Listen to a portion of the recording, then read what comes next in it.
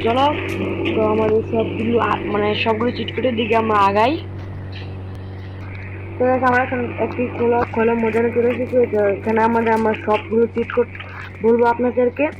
তো দেখতে থাকো, আমার প্রথমে একটা চিটকুট দেখিয়ে দিয়েছি যে 20 মানে 3030 এই ব্লক কার্ডটা। তো এর পরের চিটকুট হলো আমাদের 3005 ডায়াল করলে এখানে একটা যেটা জিটিআর হয়ে স্পন হয়ে যাবে। এটা অনেক সুন্দর, এটা কালারও তোমরা চেঞ্জ করতে পারবে। এই তো দেখে, ও না, এটা কালার চেঞ্জ করতে পারবো না, ভুল করে বলে ফেলেছি। ওকে, তো এর পরের দিকে পরে আগানো যাক। আর এর পরেরটা হলো 838370।